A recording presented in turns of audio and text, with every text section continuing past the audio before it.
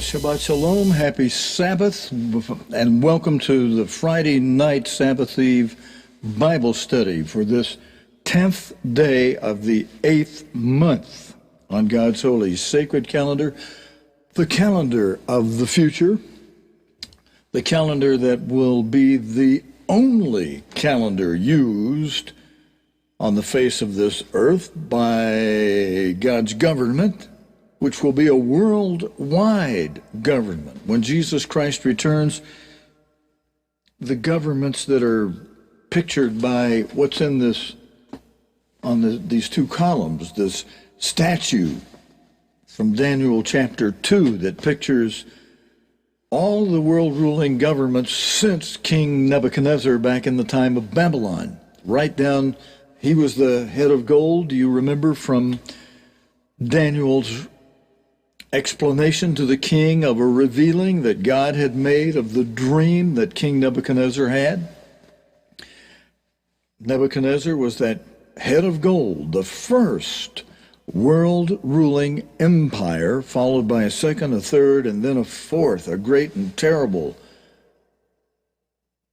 kingdom, a worldwide kingdom known as the Roman Empire, that comes right down through the two legs and into the feet and toes of miry clay and iron, which don't mix, but they're temporarily put together. And then when Christ, the rock, returns, he smashes that statue right in the feet, and the whole thing comes toppling down. It represents all of that statue represents all of the governments of this whole world, the governments of all the countries around the world. And after Christ returns, we won't have a United Nations of many different countries. We'll have one worldwide government with one king over the whole world. And he's king of kings. There will be other kings, which many of you who are watching this program may well become a part of.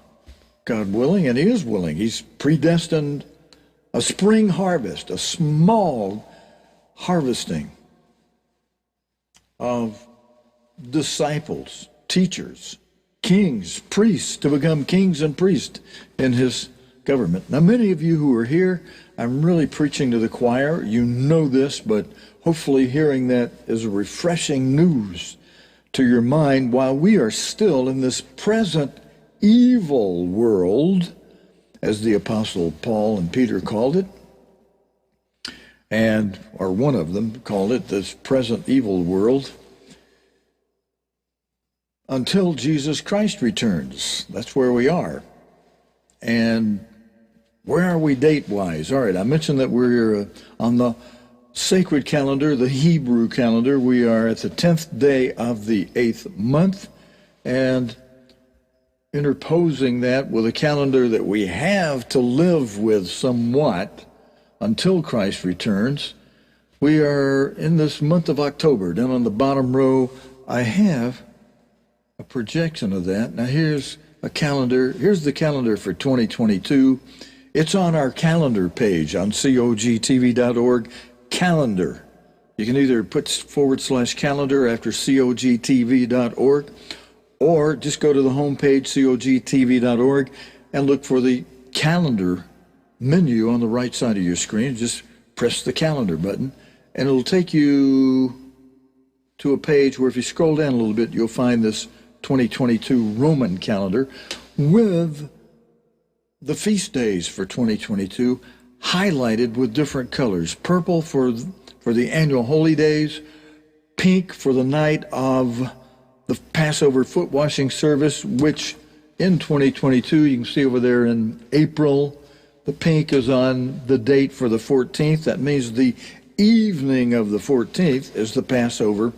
A Thursday night is the Passover foot washing service, next feast day, and of course next year. April 14, that evening, because April 15, most of the day part of April 15 is Passover. All of that from the sunset on the 14th of April it becomes the 14th of the first month, which that's when Passover is, and it's just this coming year, 2022, it just happens to interpose to begin at sunset on April 14. It becomes the 14th of the first month.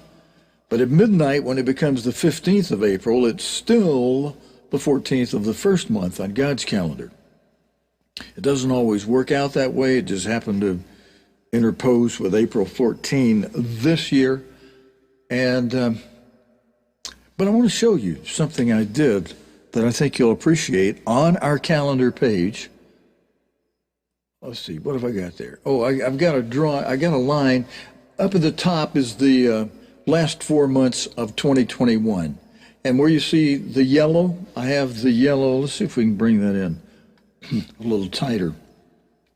Where you see the yellow circled around today's date, October 15, that's tonight, Friday night, Sabbath Eve. It's the 15th of October, 2021. But then if you follow the yellow line over to 2022, you'll see the next feast day, I've got that circled in the yellow, is the night of the 14th of April, Passover foot washing memorial, or the Passover memorial. We do the foot washing that night, plus the eating of the bread and the taking of the wine. That's a good look. We've got all of the month of November, all of the month of December, then when the pagan year begins anew and with the numbering of 2022 on it, and January. We've got that entire month, the entire month of February, entire month of March. We got 1, 2, 3, 4, 5 full months, and then 2 weeks into April before we see the next feast day. And of course, we got 2 more weeks to go in October. So we're 6 months, almost exactly 6 months away to the next feast day. Whole half a year with no holy days other than the regular weekly Sabbath, no intervening annual holy days coming up on the calendar until 6 months from now in April of 2022. Okay, so that's a look at where we are right now tonight, brethren. Let me see. All right, I got one ready to show you for tomorrow morning that, we're still what is that? Let me cheat and look at this. We're still the 10th day of the 8th month in the morning when we'll be doing Sabbath services. But on that Roman calendar, after midnight, it will have changed the date to the 16th of October instead of, as it is tonight, the 15th of October. But here's what I wanted to show you that I've already changed our calendar page. Now, on the far right side over there, you see where it's grayed out. It says calendar in light pink lettering. That's because from the home page to take this picture, I had punched the calendar button. And when you punch a button and it goes to the page you punch up, it then grays out that button because you're on that calendar page. No need to hit the calendar page again when you're on the calendar page, so we grayed it out for you. So you go, oh yeah, this is where I am. I'm on the calendar page. So now if I want to go to the archive video, I can hit that button, or if I want to go to the home page, I can get that COG TV at top of the menu column, and it'll take you to the home page. If I want to see the band that's going to be playing at the spring dance during the days of unleavened bread in 2022, I can see one of their rehearsals by pressing that spring dance video button. And right now you'll see one of their rehearsals. Now, hopefully next week or the week after, when I get it finished, I have a half-hour video of not just a rehearsal, but an actual performance by this Alabama Ain't Misbehavin' Too Much big band that we are making arrangements to play at our spring dance. These guys are as professional as any of the sidemen that I used to work with in California on the Big Bands Alive program. We had 4 orchestras comprised of 80 of the original sidemen of Les Brown and Tex Beneke, and you just name all the top orchestra leaders from the past. They're sidemen divided up into 4 orchestras that played. Each orchestra played once a month, sometimes twice a month, 2 times a year, when there would be 5 Monday nights in a given month. But these 80 original sidemen of the top orchestra leaders played every Monday night, and Dexter Ray Rowe and I would host that 4-hour program each Monday night for Big Bands Alive. Oh, we had fun doing that. I recently tried to contact Dexter, and he's had the same phone number for the past 20 years. He has been sick a little bit in the past, not just months, but a couple of years. He's had a long illness. He would still operate kind of like normal, but it made him a little thinner, and he just would mention he's got this certain illness. When I tried to call him a couple of weeks ago, I've mentioned this before, I think, the phone said no longer in service, and I haven't been able to find anybody who knows Dexter who can tell me, if Dexter is still with us or if he's off into a long, long sleep waiting on one of the resurrections. I'd like to find out. That was a dear old friend of mine.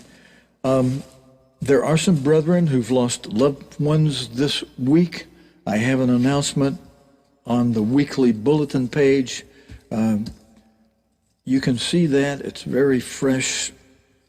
One of the senior sisters in the church, at the same time, she gained a new son-in-law this week with a wedding that occurred Thursday, and a hearty, what's the word to use?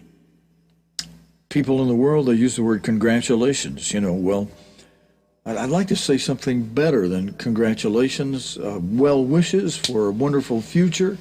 And Emily and Dan Goodling, she is now Emily Goodling, the former Emily Gladden, daughter of Jeannie Gladden, married this past Thursday, and her mother Jeannie just gained a new son-in-law after having earlier this same week, I think it was, lost a son-in-law to her 38-year-old daughter from a different marriage, Beth. I don't know Beth's last name. I know Beth's husband's name was Jonathan. I don't know the last name, but Beth's husband, Jonathan, died at the beginning of this week or end of last week, and kind of devastated the family. He died suddenly, leaving behind not only his wife, Beth. If I said Emily, Emily is the one who got married now to Dan Goodling this week. Beth's husband, Jonathan, died either beginning of this week or into last week, leaving not only Beth, but 5 minor children, all girls, 5 daughters. So you may want to be praying for Beth, the daughter of Jeannie Gladden, and Jeannie's mother, Mrs. Hush, Janet Hush, who I understand did a little better during the feast, health-wise, strength-wise, but she's needed prayer for a certain weakness. But let's go back to our calendar here. And if you want to see more details on that, you can find it, and you'll see people's comments on a page here on Facebook called Weekly Bulletin. It's all spelled together, one word, Weekly, W-E-E-K-L-Y, Bulletin, B-U-L-L-E-T-I-N, I think you spell bulletin, Weekly Bulletin.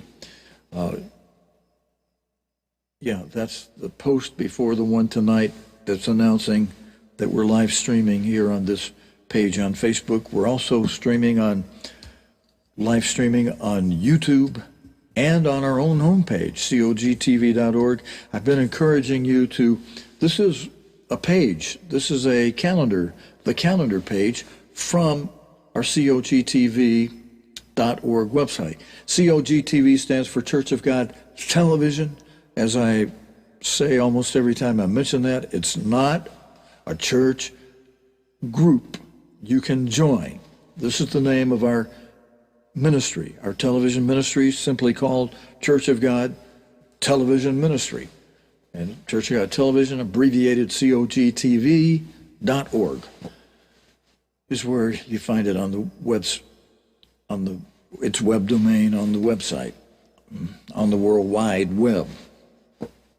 But this page, this new calendar page, I have it all set for 2022 now. It was set for 2021, but since the last great day ended the feast for 2021, they're all behind us now. Here are the feasts that are ahead of us in 2022, beginning with the first feast of the year, Passover, Thursday night, the 14th day of April, 2022, and then the very next night, Friday night, April 15, the night to be much observed, so we've abbreviated it NTBMO, night to be MO, much observed.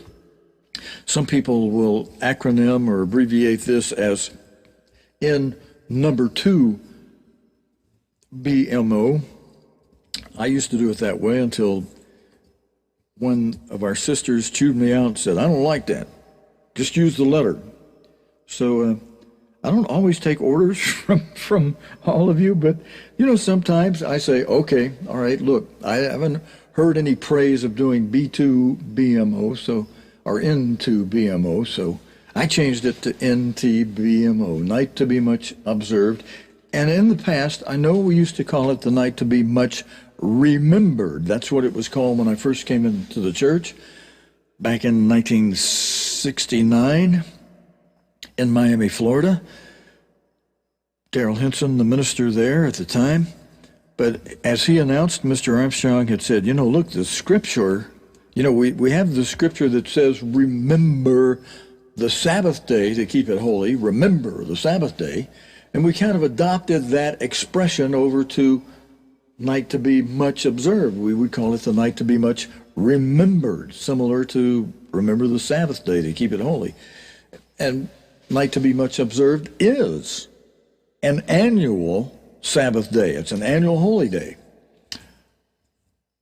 And even though you're much observing it, you can much observe. You can give much celebration on a holy day. It's a day to rejoice, and that's a special day to rejoice. We're commanded to much observe it and to tell the story about our forefathers coming out of ancient Egypt after having been in slavery for 400 years there. And we tell those histories of ancient Israel to the children of the church and the grandchildren of the church. But it's, Mr. Armstrong pointed out, in the Bible, the reference to observing the night much is mentioned as it's a night to be much observed, is the verbiage, the words in the scripture. So he said, we're going to call it like the scripture calls it. It's a night to be much observed. Now, if somebody still refers to it, especially an elder person that goes way back in the church, as the night to be much remembered, it is a night to be much remembered. I wouldn't scold the older person. If the conversation just naturally goes that way, you might tell them what Mr. Armstrong did. We call it night to be much observed, but I wouldn't do it in a way that is condescending to them or putting them down or requiring them to change the verbiage. I would just, we used to call it that. What problem is there? As long as you recognize what the night is. But as Mr. Armstrong asked us to do is meet in due season when it comes up. I'll refer to it like Mr. Armstrong said, the scriptures do, a night to be much observed. And if somebody else says night to be much remembered, I ain't going to make no big deal out of it. As long as they're celebrating the evening, hooray, hooray. This year, let me bring this tighter so we can maybe all see that wording next between First Day of Unleavened Bread and Night to be Much Observed. There's a note here that says the Wave Sheaf Day for 2022 is Sunday, the 17th of April, 2022. And the Wave Sheaf Day starts the count as day one of the 50-day count to Pentecost. And this year's weekly Sabbath of the 8-day Passover week is also the first day of unleavened bread. And it's listed next.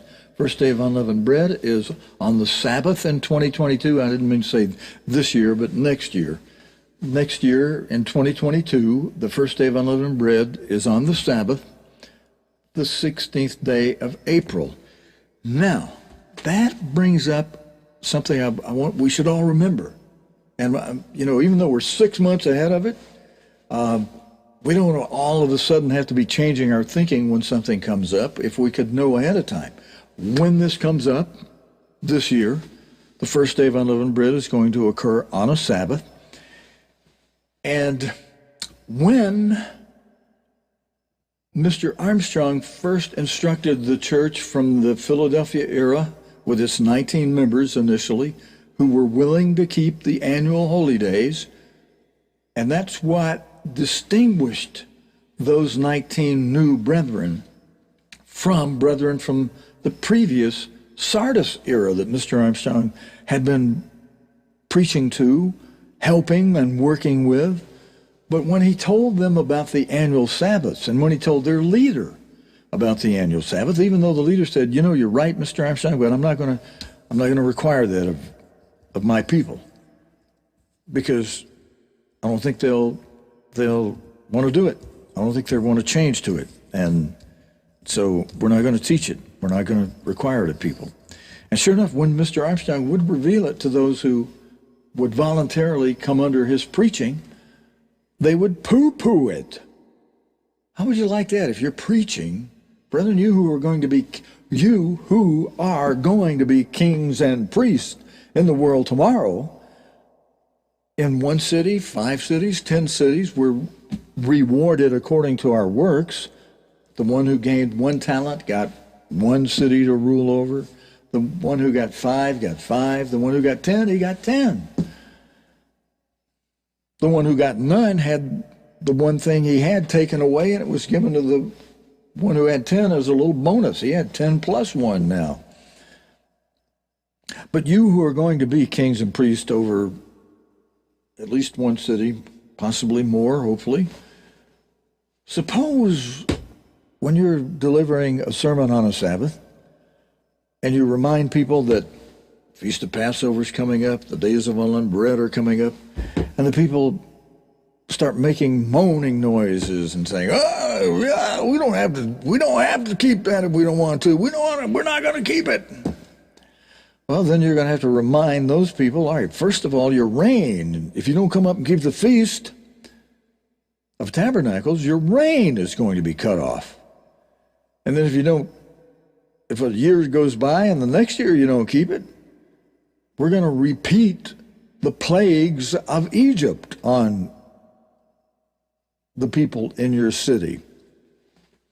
So, but just imagine, without all that, just imagine that you're preaching and you get people in the audience poo-pooing it. We're not going to do that. Now, in the millennium under Christ, we'll deal with those people differently than we might deal with them if you had a place where you were preaching right now and you said that and the people poo-pooed it. But just think how you'd feel. Mr. Armstrong had that happening to him. He had those old Sardis church members poo-pooing him when he would preach to them that we need to keep the annual Sabbath. Thumbs down. Blah. They probably were worse than the murmurers of the time of Moses and ancient Israel. At least, to Mr. Armstrong they were. What a pain. And God wasn't happy to see that in those people either, because that's a commandment of God. Remember the Sabbath, and that includes the annual Sabbath. But the Philadelphia, the early Philadelphia church, the first 19 members, hey, this was exciting, even though the first 7 years, well, by the time Mr. Armstrong got to those people, Mr. and Mrs. Armstrong had gone through 7 years of observing all the annual holy days without themselves understanding what they meant. But they just obeyed God and observed them and kept them. Once God saw them do that for 7 years, then Mr. Armstrong brought along someone who communicated to Mr. Armstrong that these days have meaning to them. And Mr. Armstrong studied it and said, you're right, they do. And he began teaching that. And the people God was calling to become the first members of the Philadelphia era Church of God, he gave them a spirit to say, that's right. And they observed it. They observed these feast days, 7 of them, and 7 holy days. One of them is not the same. The first feast is not a holy day, the Passover, but it's the most solemn feast of the entire year.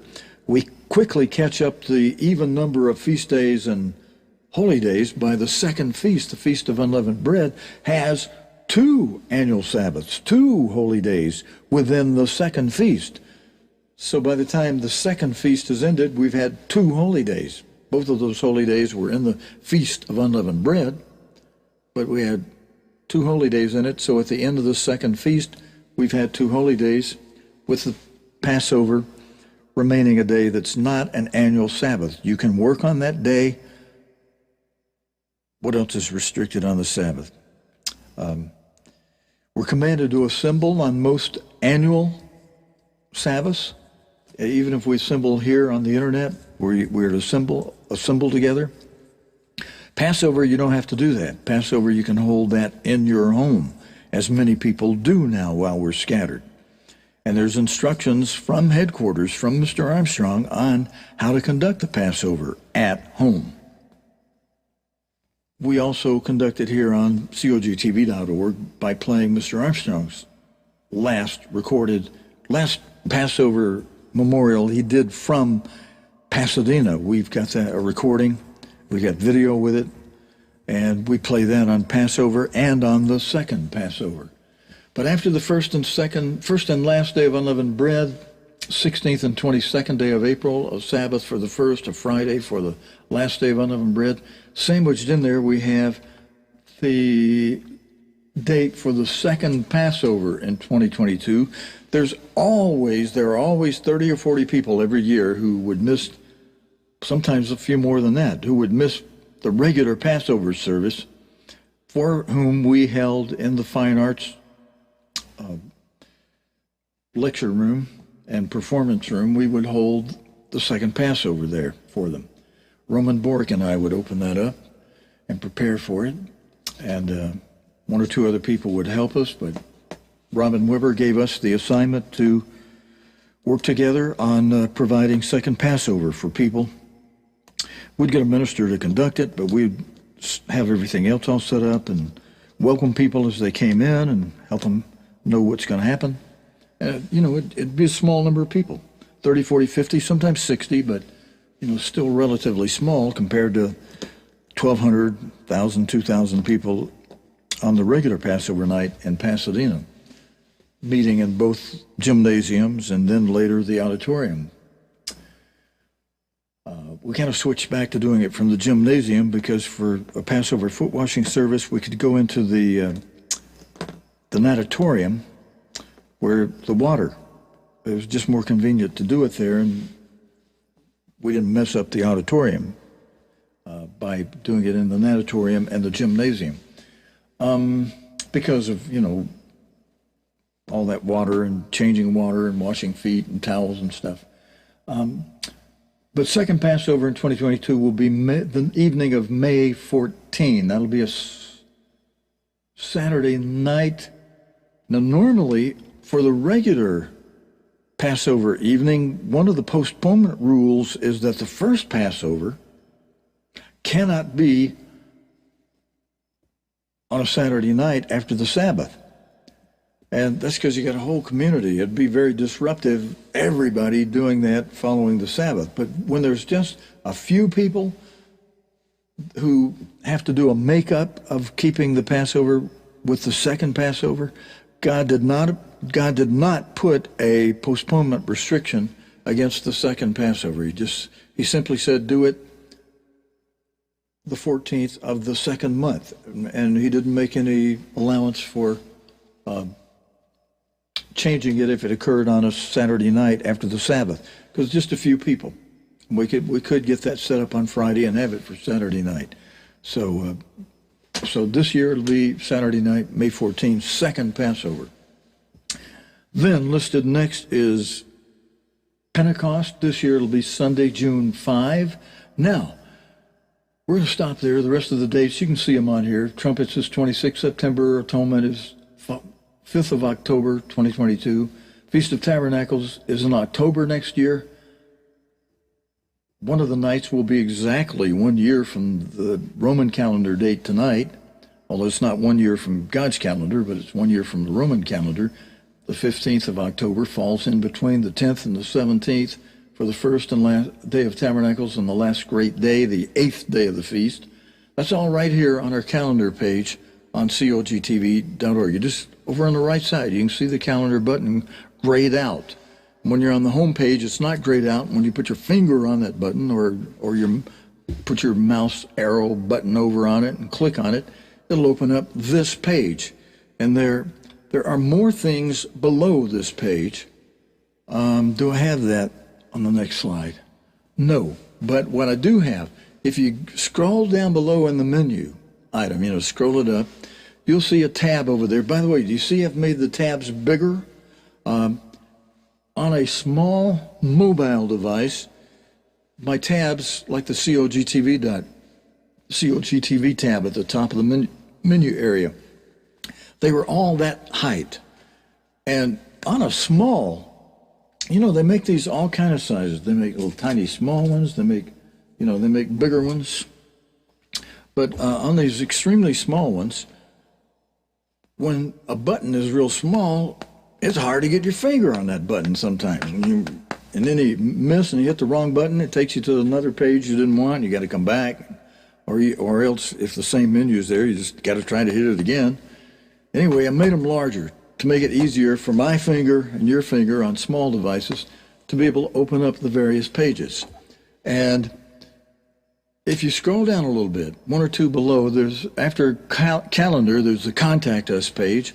And then right below that, I think it's right below that, you'll find a menu button called Date Today. Now, I know you may say, well, I know what today's day is. I can see it on my newspaper or my mail that comes in or on my calendar up here on the wall, my old Roman calendar. But this Date Today is for the Hebrew date. And when you press that Date Today button, it opens up a page that has this little blocked area in it. And it will tell you the Hebrew calendar date for the day. Now, I know you may say, well, I can just tune into you on Friday night or Sabbath, and I can see what the Roman calendar date is, or I can get an app on my phone or certain web pages where I can look up these dates. Most of them give you a calendar. They require you to tell it what day today is, maybe not. But anyway, I've got this page. So if you hit the Date Today button, it just opens up and tells you the current Hebrew calendar date. Now you may say, well, wait a minute. The 9th day of Cheshvan? What month is that? Where does that fall in the scheme of things on God's calendar? Well, if you scroll down a little bit, this page that has that area that I had enlarged, we focused in right there. Above it is our banner, and it's an abbreviated banner. And right after that, it said today's date from the Hebrew calendar, the Jewish calendar. And I put a note there to say, remember, the day changes at local sunset. Below, back up for a second. Below this date, at the very bottom down here, you can see I've got the Roman Gregorian date for the day. Like, I took this picture of this page this morning at about 10 a.m. on this date, the 15th day of October, 2021. So it was showing up as the 9th. Now, I thought I had this programmed so that, let me check something. After sunset, it would change the date. But I have noticed that that feature or function is not really working like I had hoped it would. Because I checked it an hour after sunset before we went live tonight. I'm going to punch this up, cogtv.org. I'm going to punch it up on a screen I can see next to me, and I'm going to hit that button called Date Today. You have to scroll down a little bit below it. Oh, it is. It has changed already. It's changed to the 10th of Chesvan, which as I accommodated that, I always accommodate that on our lower third. When I get it correct, I do. You see on the right side of our lower third over here, it says tonight is Friday night, October 15, 2021. But over here on the left side, it says this is the 10th day of the 8th month. Now, before sunset today, it was, as this page reads, the ninth day of the 8th month. Chesvan is the 8th month. And to help you, if you look at this page, you may say, Steve, I don't need that. You give it to us and that's good enough. Well, it helps me by having access to that from my own homepage. If I want to see, refresh my mind what the current date on God's Hebrew calendar is, I can check it and verify it right there without having to look in my Arthur Spears comprehensive Hebrew calendar, which is, a big bunch of stuff to have to look through. It's just, boom, pops up for me. There's the date. Right now, if you punch it up right now, cogtv.org, and punch date today, instead of saying 9th, it'll say the 10th. I don't have a way to show that to you right now. This is a photograph of that page. But down below this, so you can know what is Chesvan? Is that the 6th, 7th, 8th, 9th, 10th month of the year? Well, if you scroll on down, now you see the menus over on the right side of this, so you can get back to home page by punching cogtv.org. You can get to the spring dance video to see our orchestra that'll play at that spring dance. You can get to the calendar right there. There's a calendar button on the bottom part of the photograph on the right side. Push that button, it'll take you to the page we were just explaining, has the summary of the feast days for 2022.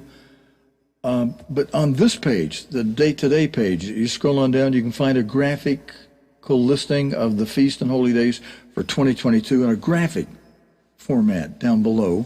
And you also find down below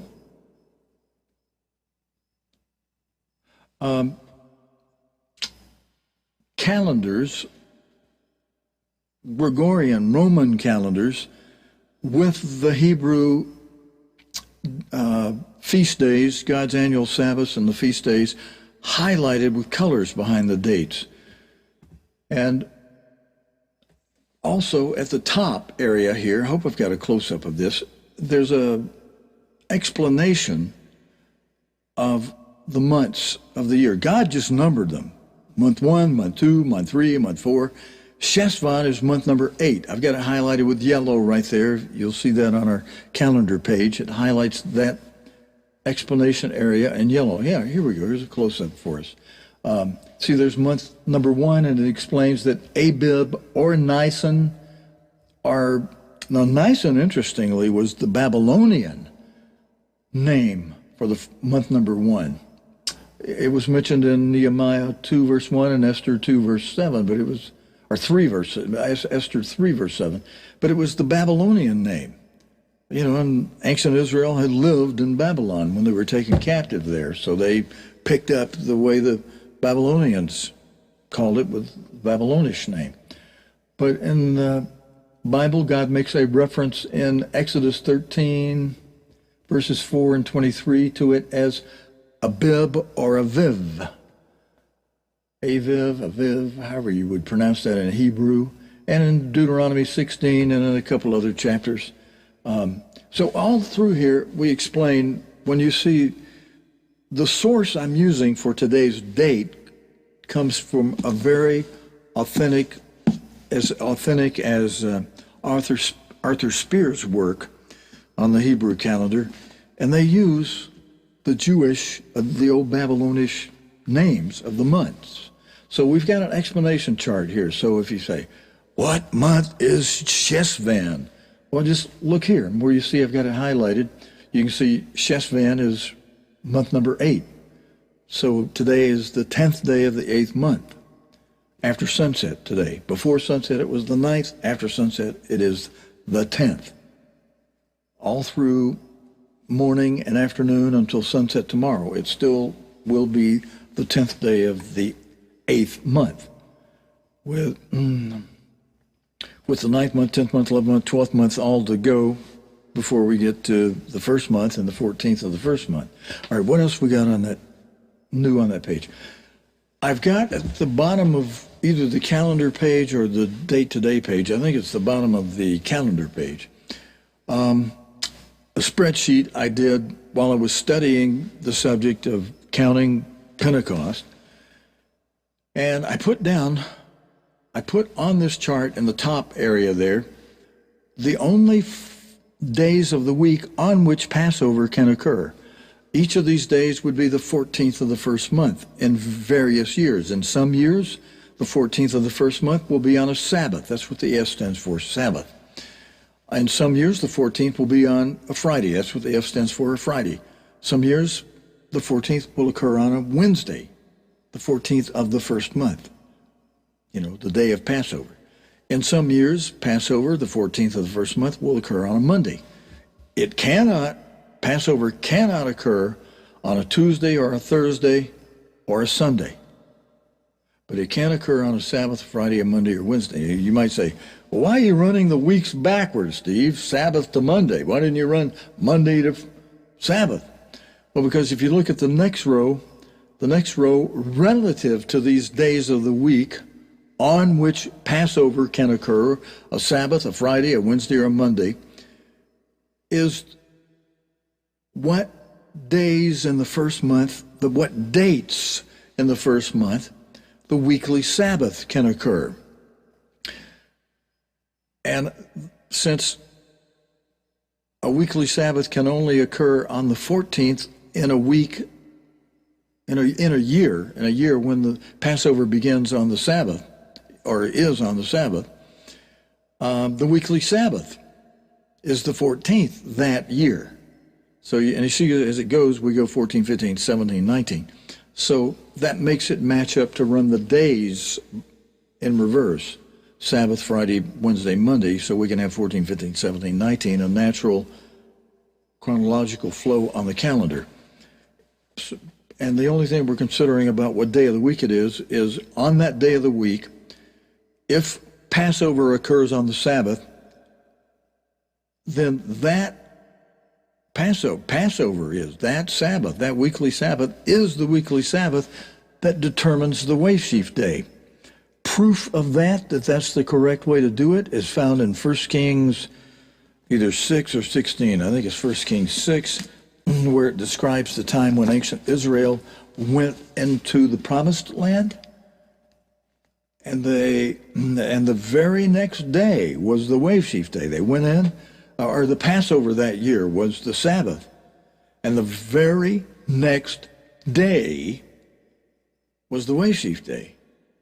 And there's your biblical proof that we don't wait a week so that the weekly Sabbath can be during the days of unleavened bread, technically only. No, Passover is included as part of the unleavened bread season. It's called the Passover week. And if that Passover week starts on a Sabbath, that Sabbath is the weekly Sabbath that determines the wave sheaf day. I'm not going to say a whole lot more about that tonight. We got to get to Mr. Armstrong in a few minutes. We've got God's end-time Apostle Herbert Armstrong speaking tonight, continuing. He's going into 1982 now, and in the chronological order and playing a certain series of programs to you. And just like where we left off last time, Mr. Armstrong is continuing from the book of Revelation. And he's just carrying us deeper and deeper into understanding the meaning of the book and the prophecies of Revelation that Daniel first spoke of, and God had the Apostle John from the Isle of Patmos in 90 AD add to what John was saying, but he had both men seal their books unto the time of the end. And Revelation chapter 1 and verse 1 begins by saying, John Bryan, salute to you. We had a good discussion earlier this week, some maybe today or yesterday. And the very first verse of Revelation, chapter 1, verse 1, states that these things were to be revealed from God the Father through Jesus Christ to his servants, which tell us who his servants are, and who his biggest servant was and is his most faithful servant, his end-time apostle, Herbert W. Armstrong, because the very next words after to show his servants say, things which must shortly come to pass. And they were not to be revealed until the last days, in which God's end-time apostle Herbert Armstrong lived, and through whom God revealed those things to us like on a silver platter. Poof, here you are. You know, thank you. We didn't have to go through what Mr. Armstrong had to go through to dig those out, like digging treasure in a mine. Hard work. He worked hard digging for that. And God blessed his digging and allowed him to just give it to us. But if Passover occurs on a Sabbath, like now, I had that up here a moment ago. Let's go back for a second. Let's take a look at what happens this year. Let's go back to that calendar page. It's grayed out. It's calendar page. We can see here that the Passover this year is a Thursday night that we do the foot washing ceremony, but it's Friday. The bulk of the day is on Friday. So when Passover is on a Friday, let's come back to that page I was just on, showing that when, okay, all right, so this year, Passover, this coming year, 2022, Passover is not on a Sabbath, but it's on a Friday. So you can see what happens if it's on a Sabbath. That same Sabbath is the weekly Sabbath that determines the wave sheaf day, which is then the next day, the 15th. And when that happens, that 15th is always the first day of unleavened bread. So you've got the wave sheaf and the first day of unleavened bread occurring on the same day, the 15th. You've got Passover and the weekly Sabbath occurring on the same day, on the 14th, in the year when Passover occurs on a Sabbath, which I think it might have done last year, I'm not sure. But that will always put Pentecost on the 5th day of the 3rd month when Passover occurs on a Sabbath day in a given year. Then Pentecost will be Sunday, the 5th day of the 3rd month in those years when Passover occurs on a Sabbath. Do you get it? This was a very special, in-depth study. I'm just sharing the summary of the results with you. When Passover occurs on a Friday, like it will in 2022, then the weekly Sabbath is always going to be the 15th day of the first month when Passover is a Friday, occurs on a Friday. The next day will be a Sabbath day. And that's the weekly Sabbath that determines the wave sheaf day.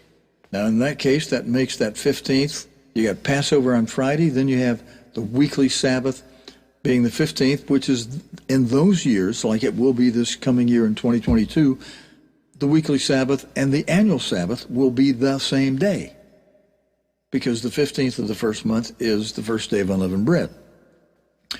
What significance does that have? Let me finish the next two columns, the next two rows in that Friday column, and then explain to you a very thing to think about, significance of in the year when Passover occurs on a Friday and the weekly Sabbath is also the annual Sabbath. I'll explain a connection there, but let's go on. The wave sheaf day and the years when Passover occurs on a Friday, second column over, third row down now. Wave sheaf occurs on the 16th of the first month. and that's a Sunday. These wave sheaf days are always the first day of the week, and the 16th when Passover is on a Friday, Sunday wave sheaf day will be the 16th in those years. That means that Pentecost in those years will always be on the 6th day of the third month. Now, here's the significance of the years like in 2022 when Passover occurs on a Friday. That makes the annual Sabbath and the weekly Sabbath the same. And since the Jewish people, by and large, I mean really large, most all the Jewish sects count Pentecost from the annual Sabbath. They only have to count it once because when they do it that way, it always comes up on the third day of, I'm sorry, I said that backward. It always comes up on the 6th day of the third month by counting from the annual Sabbath. Because the annual Sabbath, the first annual Sabbath during days of unleavened bread, is always the 15th of the first month. It's the day after Passover on the 14th of the first month. So whatever day in the week Passover may fall, and it can only fall on a Monday, Wednesday, Friday, or a Sabbath. Cannot fall on a Tuesday, a Thursday, or a Sunday. But whichever day that it can fall on, of the four that it can fall on, Monday, Wednesday, Friday, or Sabbath, which is always the 14th, the very next day is always the 15th of the first month. The day after the 14th, Passover, is the 15th. That's the annual Sabbath. And when you count 50 from that annual Sabbath, and the next day after that annual Sabbath, they can determine to be or designate as the wave sheaf day. They've got the wave sheaf day then falling not always on Sunday. They've got the wave sheaf day on the day when Passover occurs on a Sabbath day. The Jewish people, the wave sheaf day occurs for them on a Sabbath, Sunday, Monday. On the days, I'm sorry, I'm saying that wrong. In the years when Passover occurs on a Friday, that means the weekly Sabbath is the next day on the Sabbath. In those years, the wave sheaf day occurs on a Sunday, the 16th. This coming year, the 22nd, it's the 16th, when it's on a Friday. And they always have the wave sheaf day on the 16th, the day after the annual Sabbath on the 15th. And they only had to count it one time, because when you count 50 from the weekly Sabbath on the 15th of the first month, from it, and that's when from does apply, you're counting from the Sabbath. You're counting beginning with the wave sheaf day. So when you got a day you're counting from the 15th, you're counting beginning with the 16th of the first month. Always, whether it's on a Friday or not, the Jewish people always wind up with the 6th day of the third month as Pentecost. Now, the first 10 years of Mr. Armstrong observing the annual Sabbaths, including Pentecost and Passover and days of unleavened bread, Mr. Armstrong observed Pentecost on the 6th day of the third month, just like the Jewish people do. And then, what year would that have been? I've got it in my notes over here somewhere, but we can figure it out. If he began observing Pentecost in 1927, he did the Feast of Tabernacles in 1926. He did his first Passover and unleavened bread and Pentecost in the spring and summer of 1927. So 27, 28, 29, 30, 31, 32, 33. So through the spring of 1933, Mr. and Mrs. Armstrong kept those days alone by themselves at home. Then in 1934 and in 1935 and in 1936, those 3 years, the first 3 years of the Philadelphia era of God's church, Mr. Armstrong, let me rephrase that. The first 19 members of the Philadelphia era observed these feast days with Mr. and Mrs. Armstrong, including Pentecost. And in particular, Pentecost, they observed with Mr. and Mrs. Armstrong on the 6th day of the third month in 1934, 1935, and 1936. They were doing it just like the Jewish people do it, because Mr. Armstrong had learned the Jewish calendar, the Hebrew calendar was God's calendar. The Jews had been given the oracles of God, and they were to keep the traditions, and they kept the calendar, and they kept it very well. Now, they do some dumb things in relation to it, but they keep the calendar correct.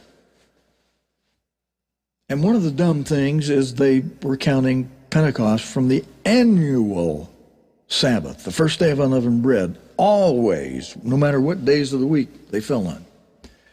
But in 1937, God corrected his servant, Herbert Armstrong, and gave him the understanding, brethren, friends, gave Mr. Armstrong, his servant, later to be designated his end-time apostle, he gave Mr. Armstrong the correction to understand and give to us that we shouldn't be counting Pentecost from the annual Sabbath. We should be counting it from the weekly Sabbath.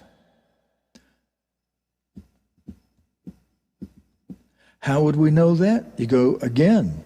That correction came through an understanding of 1 Kings 6, where Mr. Armstrong saw that Passover that year, when ancient Israel stopped marching through the desert, the 40 years had passed, and they went into the promised land. And that year, Passover was on the Sabbath. And the very next day, the first day of the week, a Sunday on the pagan Roman calendar, they held the wave sheaf. They waved the sheaf before God. They did the wave sheaf day thing.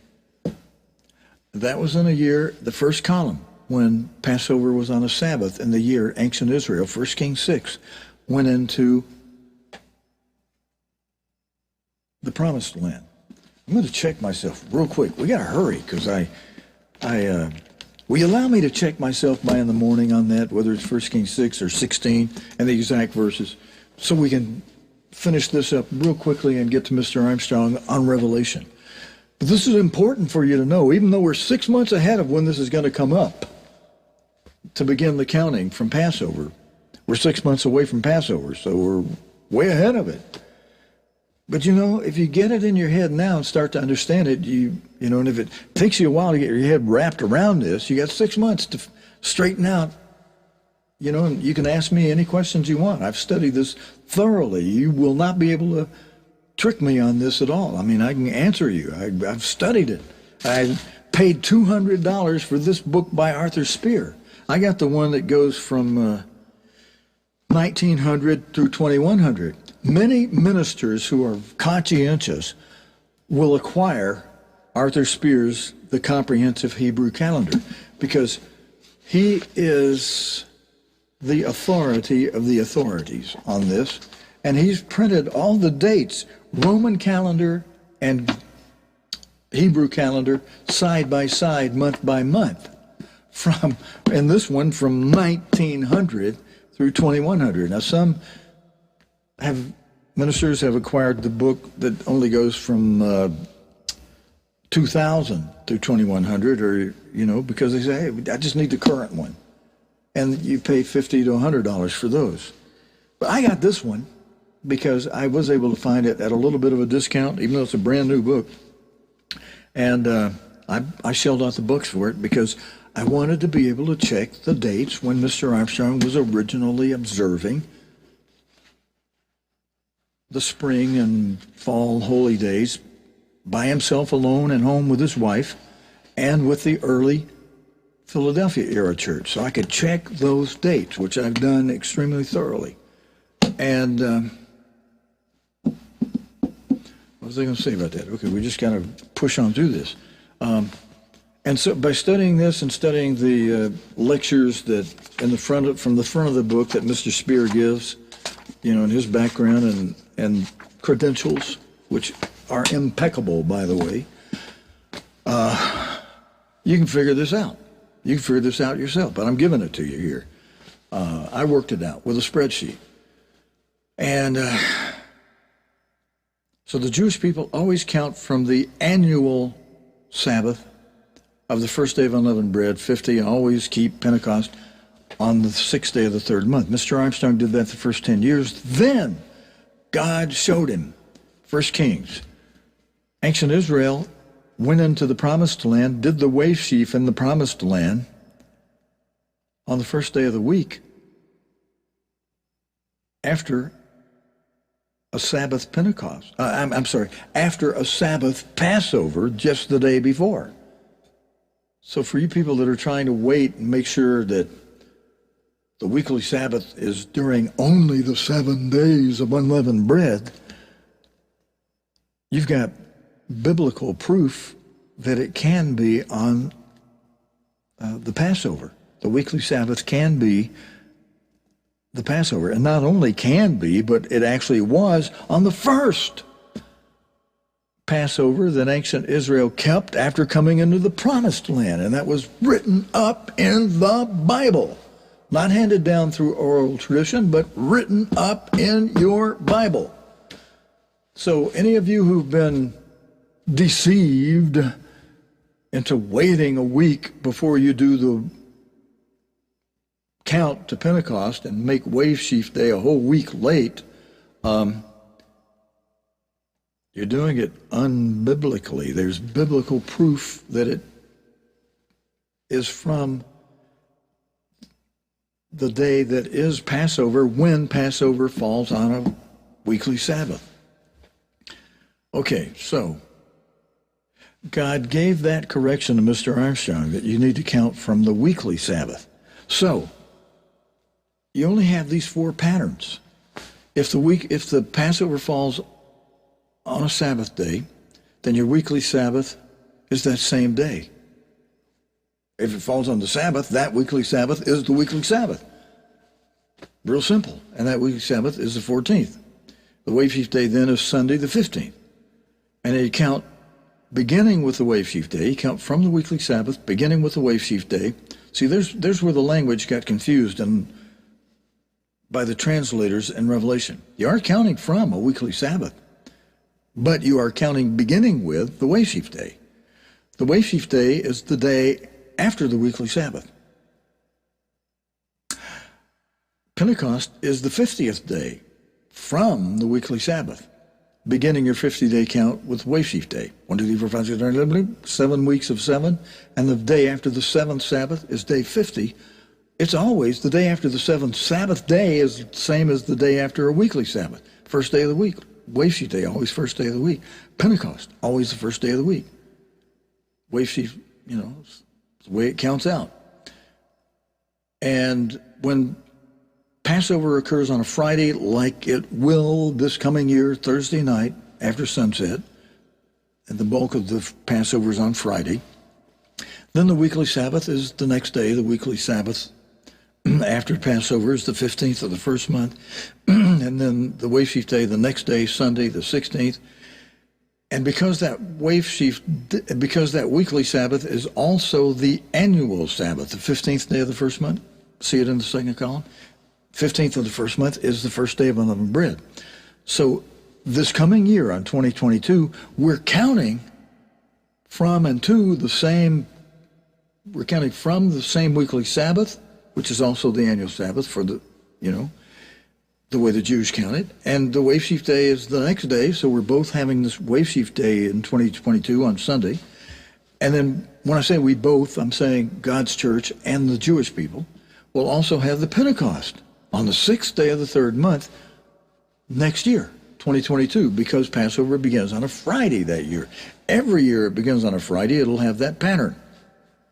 And every year it begins on a Friday, God's true church and the Jewish people will be in harmony on the day of the Wave Sheaf and on the day of the weekly Sabbath and on the day of Pentecost.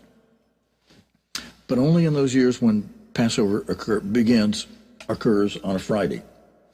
I got to hurry. We got to get to Mr. Armstrong. Snappo real quick. In years when Passover begins on a Wednesday, well, in those years, the weekly Sabbath always occurs on the 17th of the first month. That's just the way it works out. When Passover, the 14th, occurs on a Wednesday, Thursday, the first day of unleavened bread, is the 16th. No, let's see. Is the 15th. Then Friday, intervening in between, is the 16th. Then that weekly Sabbath is the 17th every year, when Passover the 14th is a Wednesday. Then that makes the following day after the weekly Sabbath, the Sunday, the first day of the week, the 18th always, when Passover is on a Wednesday. And that makes Pentecost always come out on the 8th day of the third month, when Passover occurs on a Wednesday. Now, if you know this little secret, this little trick, you don't even have to count. I mean, you can count it to verify it and check it out and make sure, voila, that's that's correct. But you can just know, if you could memorize this, when Passover occurs on a Wednesday, Pentecost is always the 8th day of the third month. Just poof, it calculates out of the way. When Passover occurs on a Monday, the weekly Sabbath is on the 19th of the first month, 14, 15, 16, 17, 18, 19. The day after the weekly Sabbath, the 20th, first day of the week, is the 20th of the first day. And then counting from that weekly Sabbath, when it's on the 19th of the first month, it comes out that Pentecost is always on the 10th day of this third month, when Pentecost is a Monday. I'm sorry, when they both start with a P. When Passover is a Monday, Pentecost on a Sunday is the 10th day of the third month.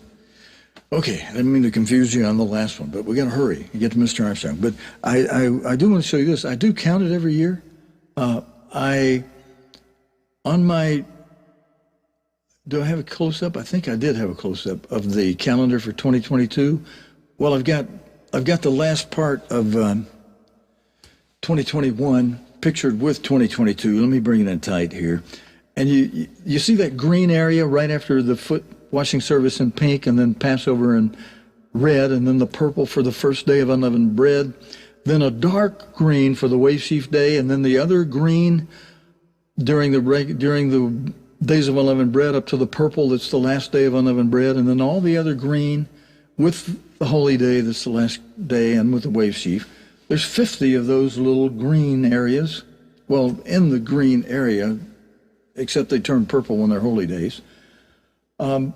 There are your weeks, your 7 weeks that you count, and then the day after the seventh, the end of the 7th week, after the 7th Sabbath, it's in purple for Pentecost. In 2022, you see it in the month of June, the first Monday, June 5. And the Jewish people will be doing it with us that day. All right, brother, I know that was long, technical, and and at the end of a hard week. Why you hit us with all this heavy technical stuff? Well, I tried to give you some graphics to make it easy to be able to see it. And if you want to count it out, using this is on the calendar page. Look at it close up. You'll see 7 weeks of Sunday through Sabbath weeks. And after the 7th Sabbath, you see the first day of the week in June 5, become the day 50 for Pentecost. That's a subject that people are arguing about. They should not, because God's end-time apostle set doctrine in the church for us. The Bible backs up the doctrine the way I just showed it to you, including the big arguments that some have been trying to make, and some of you have been falling for that. I just spoke in 2 or 3 hours, one Sabbath afternoon, with a man deceived by that. And then I said, would you like to know where the Bible shows that ancient Israel went into the promised land and waved the sheaf offering the day after Passover on a Sabbath that year? And he looked like, that's going to spoil this little thing I've been doing by making sure the weekly Sabbath was during the technical days of unleavened bread. I said, well, where did you get that anyway? It's contrary to the Bible, and Mr. Armstrong never taught it, and no faithful minister ever taught that. Did you catch my words? I said no faithful minister ever taught that the weekly Sabbath had to be only during the days of unleavened bread, quote unquote, can't be on Passover. Well, then the whole ancient Israel, under God's direction, did it wrong then when they went into the promised land? And God had them do the wave sheaf day the day after Passover? Oh, so God's got it wrong, does he? And the guy looked at me like, Oh, you just blew my fun thing. We were having fun as being leaders of this. The weekly Sabbath's got to be on one of the days of unleavened bread. 1, 2, 3, 4, 5, 6, or 7. Can't be on Passover. Well, it was in the Bible, my friend. So I don't think he likes me too much now. For telling him the truth and bursting his little false bubble. Actually, though, in the long run, I think he will. I had people used to make fun of me when I'd teach dancing. Behind my back, I'd see the guys making fun of me. You crazy guys. But I never call them, because at least they were there in the class in high school at Imperial schools. At least they were there, and I thought, you can take that. They're the ones making a nut out of themselves, not me.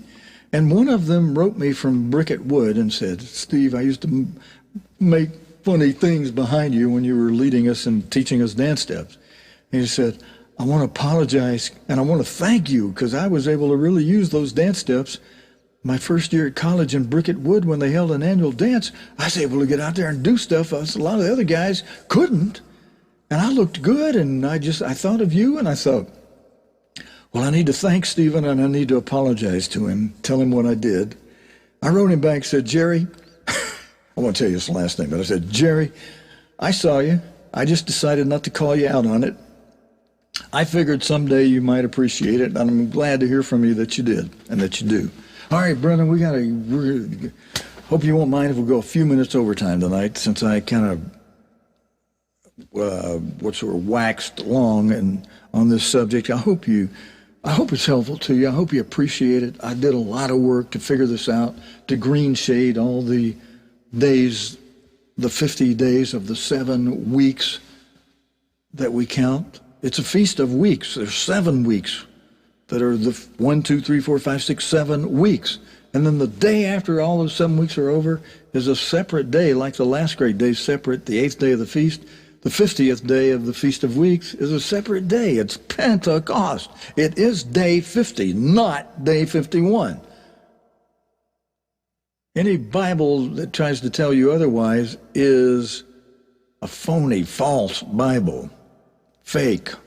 You heard of fake news? There's fake Bibles out there too, written by some phony people.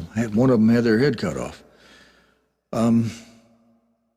Some true apostles had their heads cut off too. But all right, let's go here to Mr. Armstrong. He's going to be speaking on Revelation, the final solution.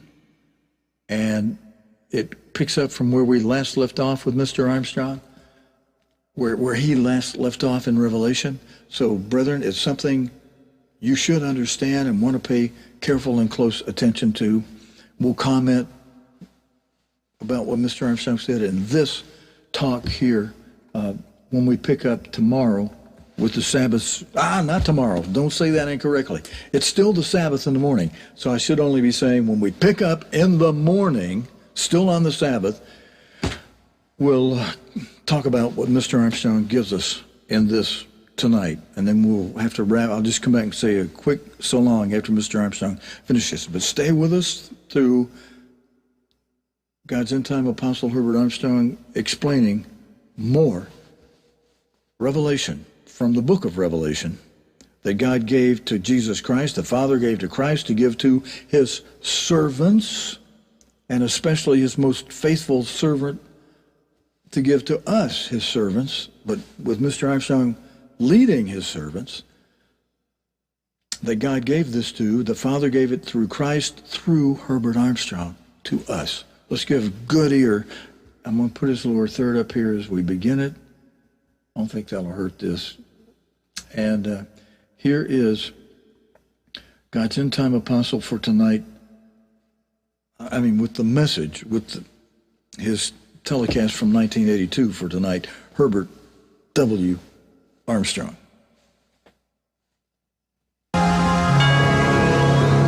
And I stood upon the sand of the sea, and I saw a beast rising up out of the sea, having 7 heads and 10 horns, and upon his horns 10 crowns, and upon his heads the names of blasphemy. And the beast which I saw was like unto a leopard, and the feet were as the feet of a bear, and his mouth as the mouth of a lion. And the dragon gave him his power and his seat and great authority. Now, what did that beast mean? It's only a symbol, but it means something that is very vital to you and me on the earth today. What is going to be the outcome of this tense situation now in the Middle East? You can be sure that all of the world troubles from now on are going to center more or less in the Middle East. And the grand smash climax of the present world crisis that we're really getting into already is going to end up in the Middle East, in and near Jerusalem and north of Jerusalem. There is only one way to know what is going to happen in the future. You know, astrology can't tell you. Many people are using astrology. It isn't going to tell you what is going to happen, what is best to do today or tomorrow or on any certain day. Fortune tellers can't tell you. There is only one source that can tell you unerringly what is going to happen in the future, and that is the Bible, the prophecies of the Bible. Now, about 1/3 of all of the Bible is devoted to prophecy, but almost nobody understands it. And 90% of those prophecies are devoted to events that are to happen in this generation and have not yet happened. We're just beginning to emerge into it right now. We're already in a situation of extreme world trouble, and it's worldwide. In the United States, we've been now coming into a time of deeper and deeper depression, and it may get worse. But there is depression all over the world, and there is trouble all over the world. In the prophecies of the Bible, the biggest book of prophecy in the New Testament is the book of Revelation, and I've been speaking quite a little about the book of Revelation in recent programs. Now, the book of Revelation has as its keynote what is called the day of the Lord. We have been for 6,000 years in the day we might call the day of man, or we might better call it the day of Satan, because he has been influencing humanity and all humanity for 6,000 years in a way that human beings simply do not realize. In this world, for 6,000 years, we have finally come in this 20th century to a place in the United States and in Western Europe and Japan of awesome progress. We've sent men to the moon and back. We've landed spacecraft on the surface of Mars to send back close-up photographs of the very surface of Mars and fairly close photographs of Jupiter and Saturn that astronomers say are mind-boggling. We've made awesome progress in many directions, but did you ever notice it's all in materialism? But we're living in a time of appalling evils, and all of the evils are a matter of humans dealing with humans. We don't know how to get along with one another. Husband and wife can't get along together. Parents and children can't get along together. Any police chief will tell you that there are more murders in the home today than any other place. And many of them are husband killing wife, wife killing husband, parents killing children, children killing parents. Family can't get along with next door neighbor. Capital can't get along with labor. Black can't get along with white. Different races have contentions. And all we have is appalling troubles because we don't know how to live together. Well, those are spiritual problems. I've gone into a lot about that, and there's a reason for it. There's a cause for every effect. But we've come to this time near the end of what is known as the day of man, or you could call it the day of Satan.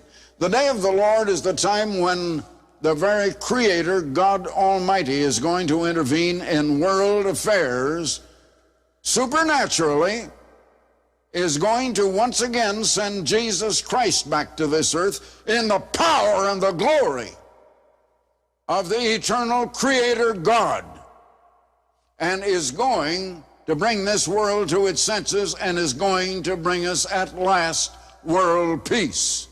And I proclaim that world peace to the heads of nations all over this world, as well as to you who are listening and viewing on television. Now, the book of Revelation reveals what is going to happen in this day of the Lord, and we're almost at the very beginning of it right now. The book of Revelation speaks in symbols. It is the revelation of Jesus Christ. He is the revealer. No wonder people can't understand it. It has been closed and sealed until the time of the end. That's explained by Daniel. I'll read that to you in just a moment. But it all began in the time of Jesus Christ by false apostles preaching wrong things and counterfeiting the very gospel of Jesus Christ. And that has been done, and the whole world has been deceived, and the world doesn't realize it. You know, as I've said time and time again, when one is deceived, he doesn't know he's deceived. And again, what you don't know that you don't know it. It's just that simple. But we're very near to that time of the day of the Lord. But in the book of Revelation, I've come to the time in that book of the beginning of the day of the Lord. There is a story flow in the book of Revelation, but also there are inset chapters. Now, chapters 13, chapter 12, chapter 13, and chapter 17 are all inset chapters, as I call them. That is, they are inset into the story flow. They go back some time in history and bring you up to date. And so I would like to begin a little bit with Revelation 13 and verse 1. And I stood upon the sand of the sea. Here, the Apostle John is revealing what he saw in a vision.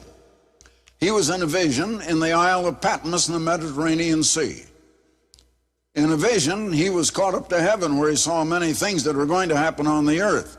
He also saw some things on the earth. And here he says that in this vision, he stood upon the sand of the sea, and he saw a beast rising up out of the sea. That is, a wild animal, a beast. And he's speaking of wild animals, and incidentally, they are symbolic. The book of Revelation speaks in symbols all the way through, but it explains its symbols. And it is the revelation of Jesus Christ, and you have to look to the words of Jesus Christ to explain these symbols even. So he stood upon the seashore, and I saw a beast, or a wild animal, rising out of the sea, having 7 heads. That's a strange kind of an animal, having 7 heads. And 10 horns. Not a single horn or 2 horns, but 10 horns. And upon his horns, 10 crowns. Now, a crown symbolizes a ruler and authority and political rule. 10 crowns on these 10 horns, and upon his heads, the names of blasphemy. And the beast which I saw was like unto a leopard. Now, it was not a leopard, it was just like a leopard. And the feet were as the feet of a bear. Now, that would be a funny kind of a leopard, having feet like a bear, but the main body like a leopard. A leopard is cat-like and very, very quick, but it having ponderous feet like a big bear. And his mouth as the mouth of a lion. Especially of a male lion, that is the strongest part of a lion. So he had the strongest part of a lion, the strongest part of a bear, and the most effective part, the cat-like part of a leopard. And the dragon gave him his power and his seat and great authority. Now in Revelation 12 and verse 7 or verse 9, you will find that the dragon is Satan the devil. Also, it's in the 20th chapter of Revelation. The Bible shows that in other places, that dragon is merely a symbol meaning Satan the devil. It isn't fashionable to believe in a devil today, I know, but there is a devil. He is invisible, and people can't see the devil. The Bible speaks a great deal about a devil, and you can't account for many of the things that have been happening in this world except through a devil. Now, here was a strange animal, and to understand about that wild animal, you have to go back to the book of Daniel, where you begin to find it explained. And you do find it explained in the 7th chapter of the book of Daniel. First, however, I would like to turn to the 12th chapter of the book of Daniel, and I want to show you something that is said there. Daniel, near the very end of his whole book, is writing this: I heard, but I understood not. Now, an angel had come to the prophet Daniel and told him things. He heard what was said. He recorded it in writing. He wrote it down, but he did not understand. Then said I, O my Lord, what shall be the end of these things? In other words, what's going to come out of all that you've given me and all that you've shown me? And he said, Go thy way, Daniel, for the words are closed and sealed up until the end. We now, my friends, are at the time of the end. They were closed and sealed until now, and that also is true of the book of Revelation. No wonder it's been a mystery and people have never understood it. Now, at the time of the end, he says, many shall be purified and made white and tried, but the wicked shall do wickedly, and none of the wicked shall understand, but the wise shall understand. And at the time of the end, he said, many will be running to and fro, and knowledge will be increased. Well, people are certainly going to and fro, not only in automobiles and on foot, but in airplanes and every possible way that you can think of in transportation today. And knowledge has certainly increased, especially in this 20th century. The world's fund of knowledge doubled in the one decade of the 1960s. The world's fund of knowledge doubled, but our troubles doubled also in that same decade. Why? The increased knowledge didn't cause it, but it certainly didn't eradicate the evils. It simply did not. Well, now I'd like to turn to the 7th chapter of Daniel, where Daniel, in a dream, saw the very same thing that explains that beast that John saw in Revelation. Now, what did that beast mean? It's only a symbol, but it means something that is very vital to you and me on the earth today. So in Daniel, the 7th chapter, let's begin with verse 1.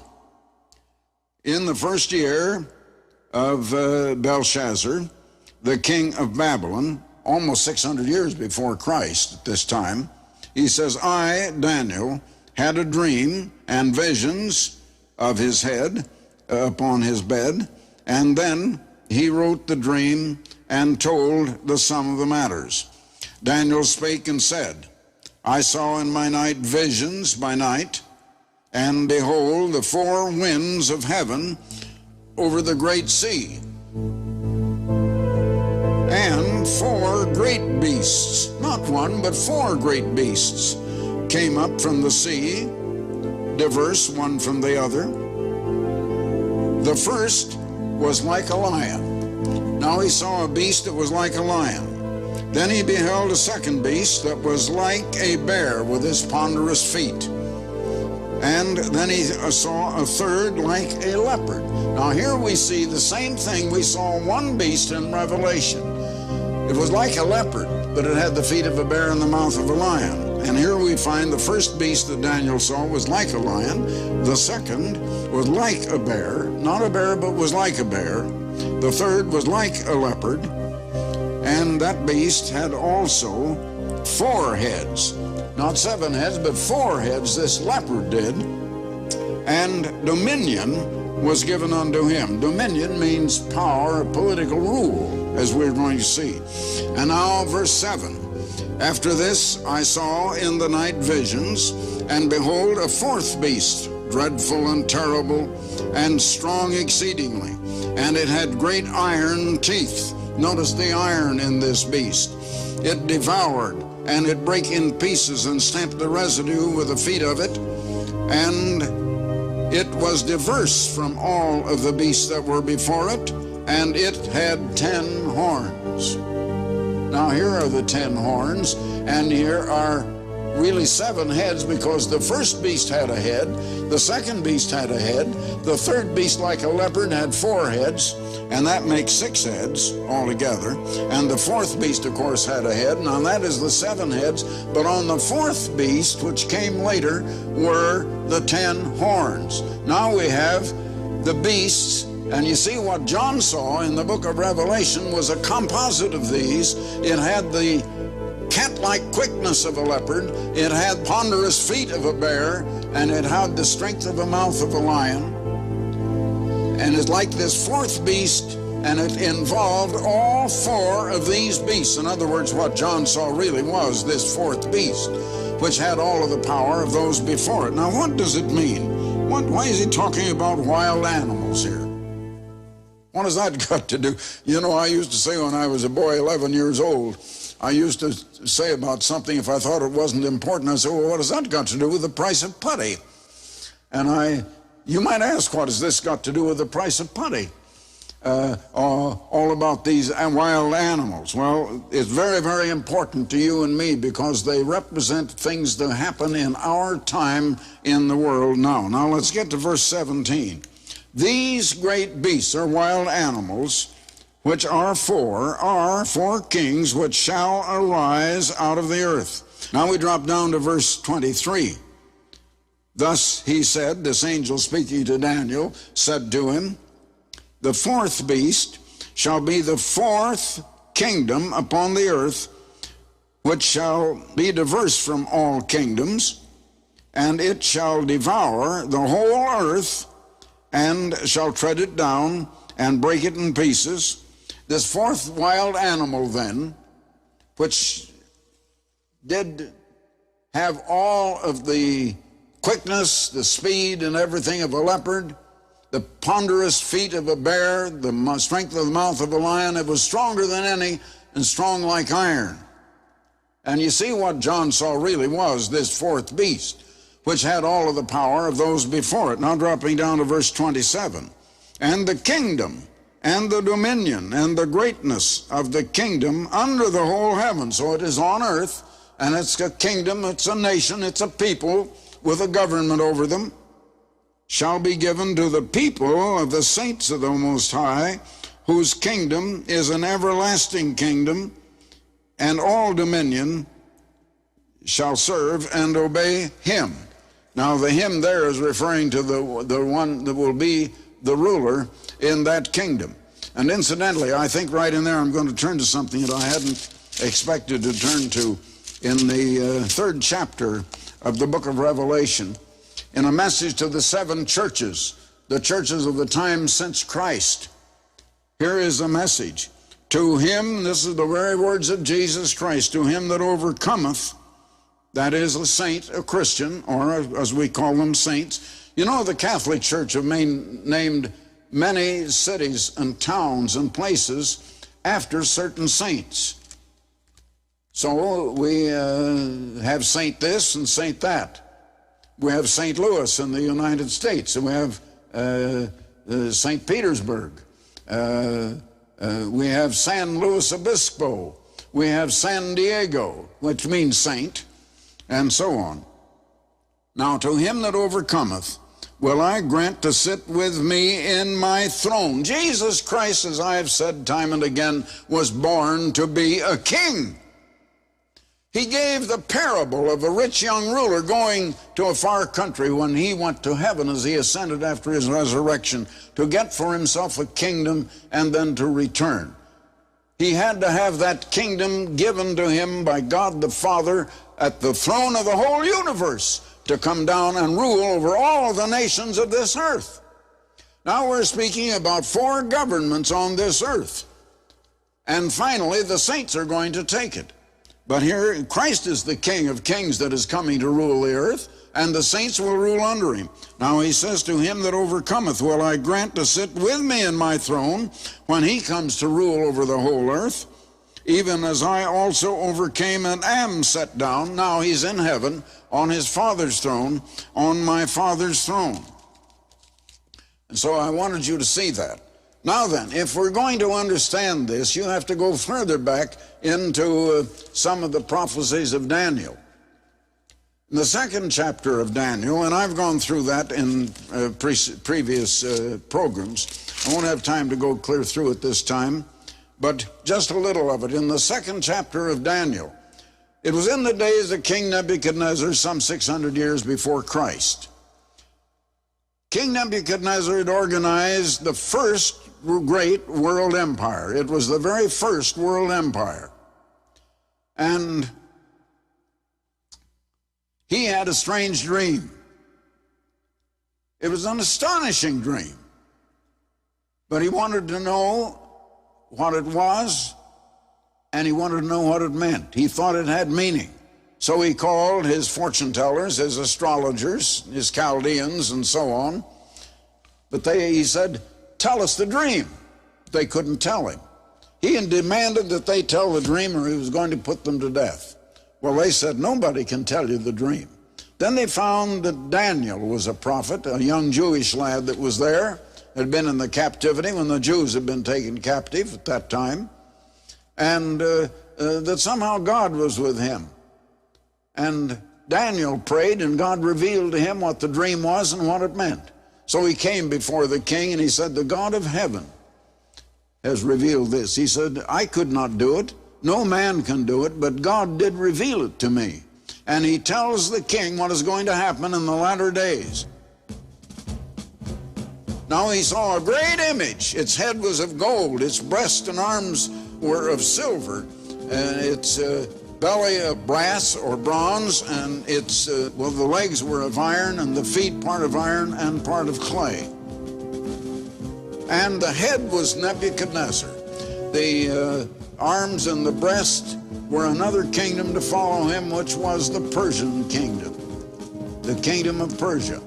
And another would follow, which was Greece. And after that would come another, the fourth kingdom, strong as iron, represented by the legs, the Roman Empire. And it would carry on clear down to our time. Now the Roman Empire is yet to be revived, and that will happen very soon in Europe. And apparently part of it in Eastern Europe and part in Western Europe, where the old ancient Roman Empire was, by 10 nations, which are the 10 toes. They're going together, and they are going to fight Christ at his coming. Now this shows Gentile world-ruling governments that have been ruling the world politically and representing all of the world-ruling governments from 600 years before Christ down to our time today. And we're coming into that very time. Now, other things are revealed in these prophecies that are immediately to happen, but it does get down to our time today. And it's very important that we understand these things, or you don't know what is going to happen. And not only that, the Bible reveals so much more than that. It reveals the cause of all of today's troubles. It reveals the purpose being worked out here below, and I've mentioned how Prime Minister Churchill mentioned that before the American Congress in World War II, that there is a purpose being worked out here below, and people don't realize that God Almighty is working out a purpose through humanity. And Jesus Christ is coming to save us from all the world troubles that we're having today and bring us world peace. It is coming, and it's coming in our time. Now continue to listen to these programs. You won't hear these truths on any other program, I assure you. I'm sorry, I wish you did. I really wish you did.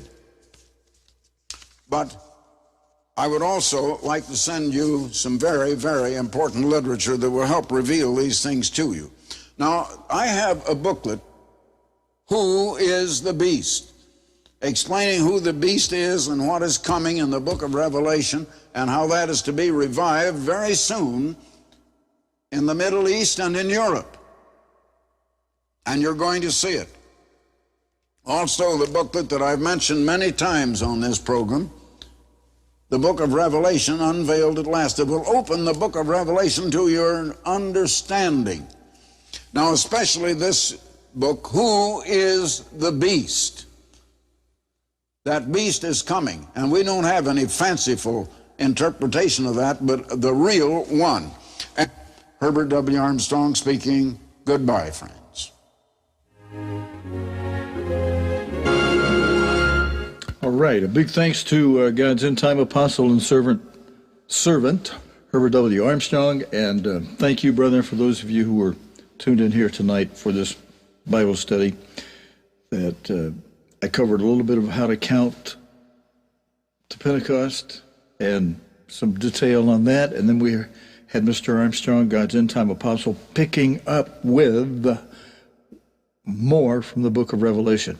We'll have a continuation of these telecasts, which stems from the one today in the morning for the Sabbath service, and I'll also pick up and cover some things where we left off, and I'll put a chart up and cover a few things Mr. Armstrong mentioned in tonight's program with some detail you can see on the chart. We'll also maybe pop up these gruesome, that beast from the ocean that Mr. Armstrong spoke about. Maybe we'll talk about him a little bit with this graphic, and but we got to go.